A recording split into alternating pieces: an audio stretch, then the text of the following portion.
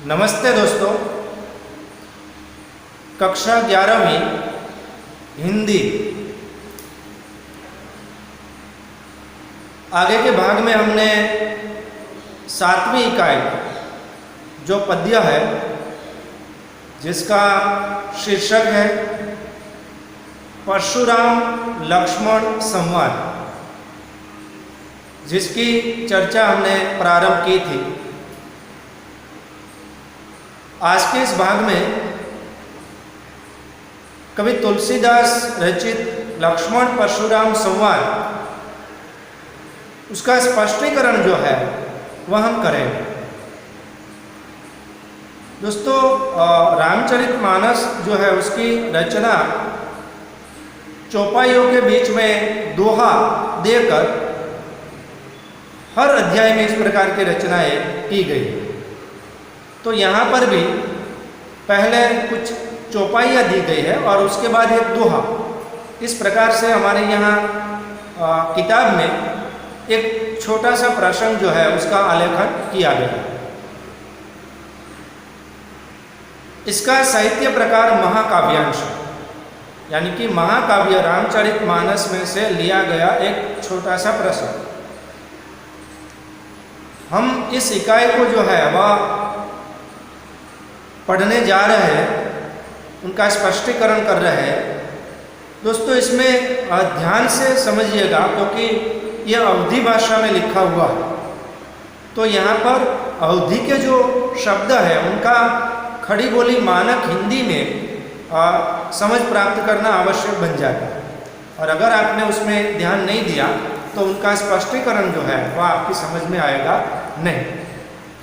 तो सबसे पहले आज के भाग में हम जितना पढ़ने वाले हैं उन चौपाइयों का और दोहों का एक बार पठन करते हैं और उसके बाद उनका स्पष्टीकरण करते हैं। आप सभी विद्यार्थी जो है वह पृष्ठ क्रमांक 32 पर देखिए, और पहला दोहा जहाँ तक खत्म होता है वहाँ तक आज हम पढ़ेंगे। तो पहले देखिए, मैं सबसे पहले उसे पढ़ता हूँ। नाथ शंभु धनु बंजनी हारा, होई ही केहू एक दास तुम्हारा। आयसु का कही किन मोहि, सुनी रिसाई बोले मुनि कोई। सेवकु सो जो करे सेवका, अरि करनी करी करई लड़ाई। सुनहु राम जेहि शिव धनु तोरा, सहस बाहु समसो रिपु मोरा। सो बिलगाव बिहाय समाजा, न त मारे जेहि सब राजा।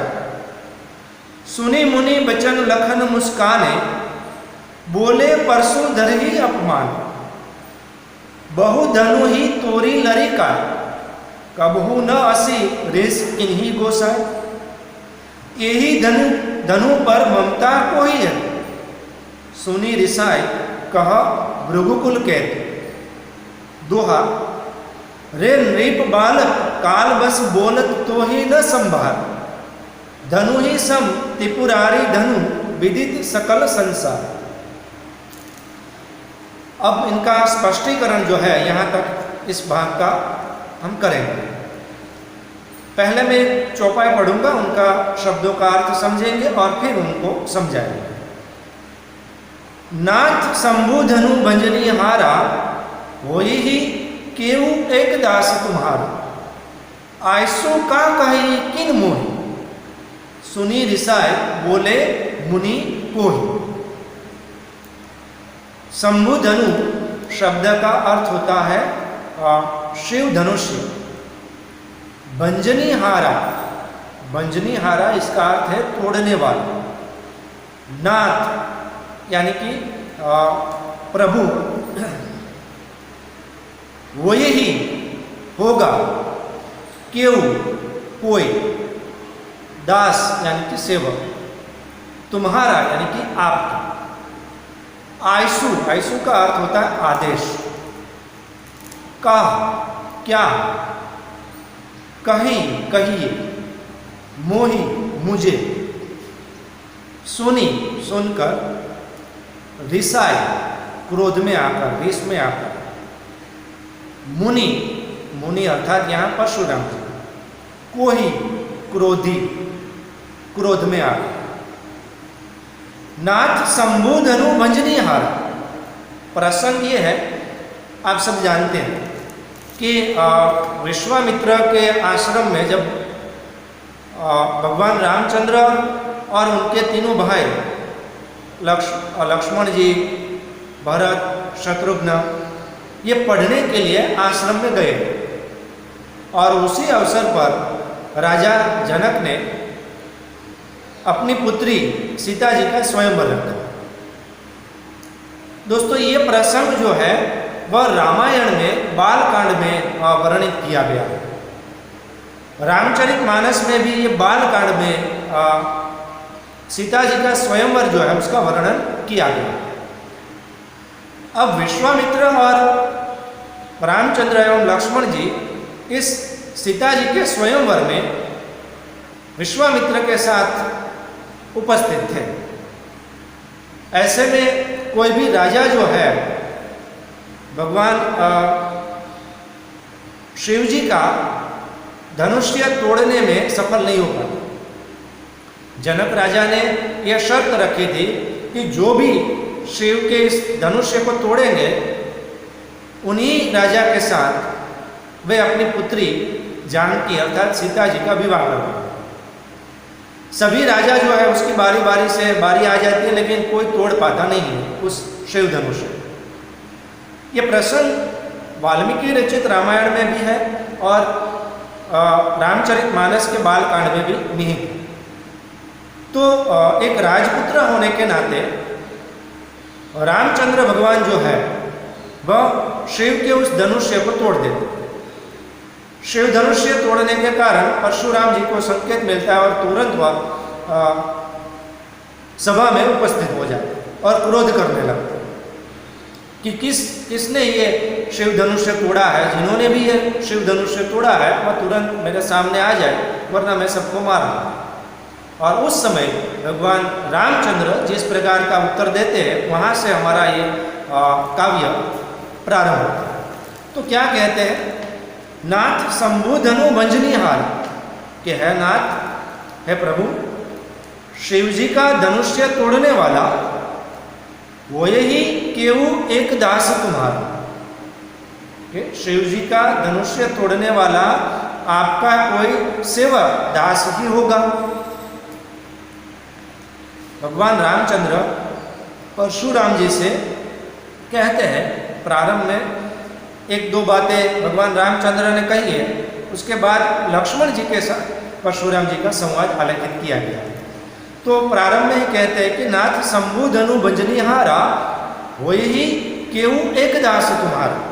कि है प्रभु, है नाथ, शिव धनुष्य तोड़ने वाला आपका कोई सेवक या दास ही होगा। आयसु का कहीं किन मोह, कि आपकी क्या आज्ञा है, आदेश है, आप मुझे कहिए। सुनी ऋषाय बोले मुनि को ही। भगवान रामचंद्र जी के ये वचन सुनकर क्रोध में आकर महामुनि परशुराम जी जो है वह कहते हैं। फिर से पहली जो चौपाई है उनका मैं एक बार स्पष्टीकरण करता हूं, देखिए। नाथ शंभु धनु भंजनी हारा, होय ही केहू एक दास तुम्हारा। आयसु का कहीं किन मुन, सुनी ऋषाय बोले मुनि कोई। भगवान रामचंद्र जी परशुराम जी से कहते हैं कि है प्रभु, है नाथ, शिव जी का धनुष्य तोड़ने वाला आपका कोई सेवक दास ही होगा। आपकी क्या आज्ञा है, आप मुझे कहिए। भगवान रामचंद्र के वचन सुनकर परशुराम जी क्रोध में आकर कहते हैं, सेवको सो जो करे सेवका, अरि करनी करी करई लड़ाई। सुनहु राम जेहि शिव धनु तोरा, सहस बाहु समसो रिपु मोरा। दूसरी चौपाई में जो शब्द दिए गए हैं उनका स्पष्टीकरण एक बार कर लेते हैं। सेवको सो जो करे सेवका, सेवका मतलब सेवा का काम, सेवकु यानी कि सेवक दास। अरि इसका अर्थ होता है शत्रु दुश्मन। करनी काम, करी करे, लड़ाई, लड़ाई का अर्थ होता है लड़ाई। सुनो सुनो, राम, रामचंद्र जी से कहते हैं, जे ही जिन्होंने शिव धनु, शिव जी का धनुष तोड़ा तोड़ा, सहस बाहु, सहस्त्र बाहु एक राजा का नाम है। सहस्त्र का अर्थ होता है हजार, बाहु मतलब हाथ वाला, सम समान, रिपु दुश्मन, मोरा यानी कि मेरा। सेवको सो जो करे सेवकाय, अरी करनी करी करई लड़ाई, सुनहु राम जे ही शिव धनु तोरा, सहस बाहु सम सो रिपु मोर। क्या कहते हैं? परशुराम जी क्रोध में आकर भगवान रामचंद्र जी से कहते हैं कि सेवक तो वह होता है जो सेवा का काम करता है। सेवकाई का अर्थ होता है सेवा, सेवक यानी कि दास, कि दास या सेवक तो वह होता है जिसका काम सेवा करने का होता है। अरी करनी करी करई लड़ाई, अरी अर्थात दुश्मन, करनी काम, करी करता है, लड़ाई मतलब लड़ाई, कि शत्रु के जैसी जो करनी करता है, काम करता है, उनके साथ तो लड़ाई करनी चाहिए। तो शिव धनुष से तोड़ने वाला जो व्यक्ति है वह परशुराम जी के लिए अपना शत्रु है। तो वही कहते हैं कि सेवक तो वह होता है जो सेवा का काम करता है, जो शत्रु जैसी करनी करता है, काम करता है, उसके साथ तो लड़ाई करनी चाहिए। सुनहु राम जे ही शिव धनु तोरा, सुनो मतलब सुनो है राम, जे ही जिन्होंने शिव धनु तोड़ा, इसका श्रेष्ठ रूप होता है शिव जी का धनुष्य तोड़ा। हे राम सुनो, जिन्होंने भी ये शिव जी का धनुष्य तोड़ा है, सहस बाहु समसो रिपु मोरा, कि वह सहस्त्र बाहु के समान मेरा शत्रु है। दोस्तों यहाँ सहस्त्र बाहु शब्द का अर्थ जो है वो थोड़ा स्पष्ट कर लेते हैं। सहस्त्र बाहु एक राजा था जिसके पास 1000 बाहें यानी कि हाथ थे। इसका इतिहास महाभारत में भी दिया गया है। सहस्त्र बाहु का मूल नाम कार्तवीर्य अर्जुन था, उसे सहस्त्र बाहु भी कहते हैं। उसका कारण था क्योंकि दत्तात्रेय जो है, भगवान दत्तात्रेय, उसको भगवान विष्णु का अवतार माना जाता। तो उन्होंने भगवान दत्तात्रेय की तपस्या करके उनसे 10 वरदान प्राप्त किए थे, और उनमें से एक वरदान उन्होंने 100 बाहु जो है, हाथ जो है, यह मांगा। तो वह वीर व्यक्ति था सहस्त्र बाहु ये राजा। उसकी कथा महाभारत में भी दी गई। उसका मूल नाम कार्तवीर्य अर्जुन था, फिर उसे सहस्त्र बाहु अर्जुन के नाम से भी जाना जाता है। अब हुआ यूँ कि परशुराम जी के जो पिताजी थे जमदग्नि, उनके पास एक कामधेनु थी, गाय थी, जो सहस्त्र बाहु ने उनसे मांगी। जब जमदग्नि ने ऋषि ने वह नहीं दी तो सहस्त्र बाहु ने अपने सैनिकों से कहकर जबरदस्ती वह कामधेनु जो है वह उनसे ले ली, और आश्रम में आकर उन्होंने मार तोड़ भी की।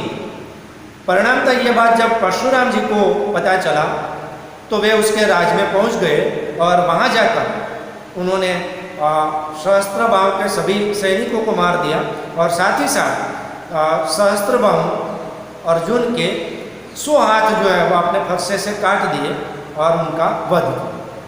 ये कथा इतिहास में कई ग्रंथों में मिलती है, जिसमें महाभारत में भी इसका उल्लेख किया गया है। तो इसका मतलब ये है कि जिन्होंने भी इस प्रकार का शिव धनुष्य को तोड़ने का काम किया है, वह उसी प्रकार जैसे सहस्त्र बाहु को मारा था, उसी तरह वह उसका परशुराम जी का शत्रु है। फिर से मैं एक बार दूसरी जो चौपाई है उसको दोहराता हूँ, देखिए। सेवको सो जो करे सेवका, अरी करनी करी करई लड़ाई, सुनहु राम जेहि शिव धनु तोरा सहस बाहु समसो रिपु मोरा। के परशुराम जी क्रोध में आकर रामचंद्र जी से कहते हैं कि जो सेवा का काम करते हैं उसे सेवक कहते हैं, अगर वह सेवक है तो उसे सेवा का काम करना चाहिए। शत्रु जैसे कार्य करता है उसके साथ तो लड़ाई ही करनी चाहिए। हे राम सुनो, जिन्होंने भी इस शिव धनुष्य को तोड़ा है वह सहस्त्र बाहु के समान मेरा शत्रु है, दुश्मन है। अब तीसरी चौपाई जो है उसे देखिए। सो बिलगाव बिहाय समाजा न त मारे जेहि सब राजा। सुनी मुनि बचन लखन मुस्काने बोले परसु दरही अपमान। बिलगाव का अर्थ होता है अलग, समाजा मतलब राजा का जो समाज है, समूह है, उसमें से। बिहाय मतलब छोड़कर, न तो नहीं तो, मारे जाएंगे, जेहि सभी के सभी। सुनी सुनकर, मुनि परशुराम जी के, बचन मतलब वचन, लखन यानी कि लक्ष्मण, मुस्काने मुस्कुराते हुए, बोले परशुधरहि परशुराम जी को अपमानित करते हुए। सो बिलगाव बिहाय समाज न त मारे जेहि सब राजा। सुनी मुनि बचन लखन मुस्काने बोले परशुधरहि अपमान। सो बिलगाव बिहाय समाज। अब परशुराम जी आगे फिर से कहते हैं कि जिन्होंने इस शिव धनुष्य को तोड़ा है वह राजाओं के इस समूह से अलग हो जाए। न तो मारे जेहि सब राजा, नहीं तो सबके सब राजा जो है वह मारे जाएंगे। क्या कहते हैं? सो बिलगाव बिहाय समाजा न तो मारे जेहि सब राजा, कि जिन्होंने इस शिव धनुष्य को तोड़ा है वह राजाओं का जो समूह है उसे छोड़कर अलग हो जाए, नहीं तो सभी के सभी राजा जो है वह मारे जाएंगे। सुनी मुनि वचन लखन मुस्कान। परशुराम जी के ये वचन सुनकर लक्ष्मण जी मुस्कुराते हुए कहते हैं। जब परशुराम जी ये कहने लगते हैं कि राजाओं का ये समूह है उसमें से जिन्होंने शिव जी का धनुष्य तोड़ा है वह सबके सब अलग हो जाए, वरना उनमें से जिन्होंने शिव धनुष्य तोड़ा है वह अलग हो जाए, वरना सभी के सभी जो राजा है उसे मैं मार दूंगा। तो लक्ष्मण जी परशुराम जी की ये बात सुनकर हंसते हुए मुस्कुराते हुए कहते हैं, बोले परशुधरी अपमान। भगवान परशुराम जी को अपमानित करते हुए बोले, कहते हैं। फिर से मैं तीसरी चौपाई जो है उनका एक बार स्पष्टीकरण करता हूं। देखिए। सो बिलगाव बिहाय समाजा न त मारे जेहि सब राजा। सुनी मुनि वचन लखन मुस्काने बोले परशुधरी अपमान। परशुराम जी कहते हैं कि जिन्होंने ये शिव जी का धनुष्य तोड़ा है वह राजाओं का ये समाज है उसे छोड़कर अलग हो जाए, नहीं तो मैं सभी के सभी राजा जो है उसे मार दूंगा, मारे जाएंगे।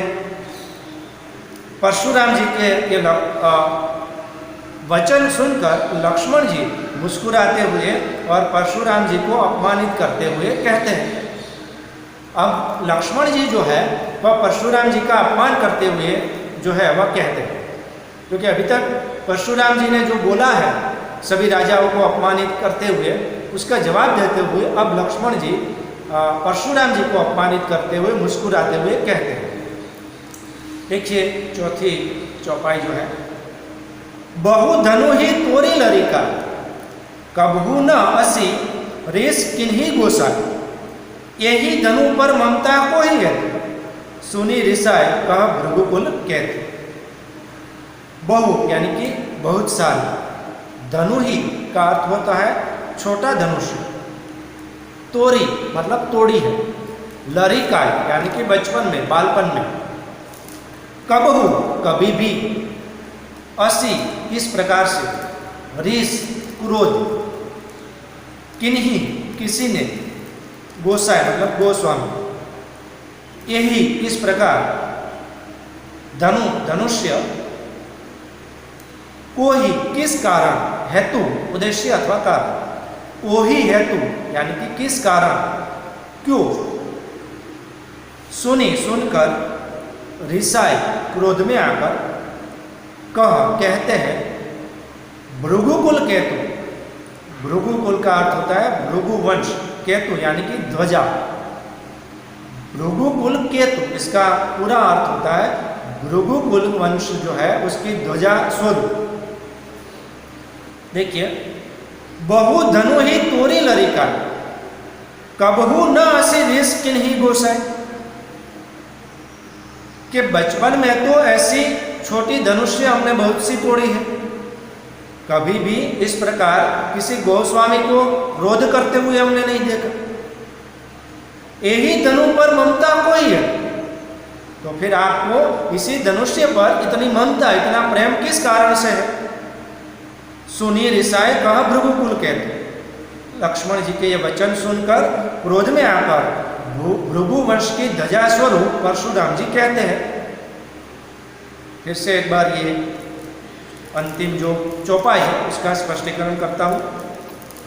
बहु धनु ही तोरी लड़ेगा, कि बचपन में तो, बालपन में तो ऐसी छोटी धनुष्य हमने बहुत सारी तोड़ी है।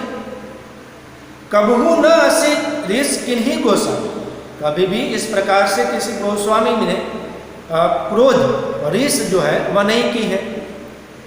यही धनु पर ममता को ही है, तो फिर इसी धनुष्य पर आपको इतना प्रेम, इतनी ममता किस कारण से? सुनी रिसाए कहा भृगुकुल के, क्रोध में आकर भृगुवंश के ध्वजा स्वरूप परशुराम जी कहते हैं। फिर से एक बार दोहरा दूं, स्पष्टीकरण ध्यान रखिए। लक्ष्मण जी कहते हैं कि बचपन में तो इस प्रकार की छोटी धनुष्य हमने बहुत सारी तोड़ी है, कभी किसी गोस्वामी जी को इस प्रकार से क्रोध करते हुए नहीं देखा। फिर आपको इस धनुष्य पर ही इतना ममता, इतनी प्रेम क्यों है?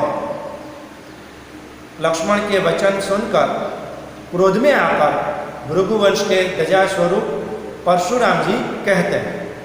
अब दोहा जो है उसे स्पष्ट कर देते हैं। रे नृप बालक काल बस बोलत तो ही न संभाल, धनु ही सम त्रिपुरारी धनु विदित सकल संसार। नृप का अर्थ होता है राजा, बालक यानी कि बच्चा, राजा का पुत्र। काल बस, काल के वश होकर, बोलत बोलता है, तो ही तू न संभाल, संभाल का मतलब तू संभाल कर नहीं बोल रहा। धनु ही छोटी धनुष्य, समान, त्रिपुरारी धनु यानी कि भगवान शिव का त्रिपुरारी का धनुष्य। धनु यानी कि धनुष्य, विदित जानता है, सकल पूरा का पूरा, संसार यानी कि विश्व। रे नृप बालक काल बस बोलत तो ही न संभाल। परशुराम जी कहते हैं कि हे राजा का पुत्र, हे राजपुत्र, तू काल के वश में होकर यह सब बोल रहा, तू अपने आप को संभाल कर बोल, मतलब सोच कर बोल। धनु ही सम त्रिपुरारी धनु विदित सकल संसार। धनु ही सम त्रिपुरारी धनु, तू छोटे धनुष्य को भगवान शिव जी के, त्रिपुरारी जी के इस धनुष्य के साथ समानता करता है। विदित सकल संसार, इस धनुष्य को पूरा का पूरा जो विश्व है वह पहचानता है, जानता है। ये कोई सामान्य धनुष्य नहीं है, ये भगवान शिव का धनुष्य है।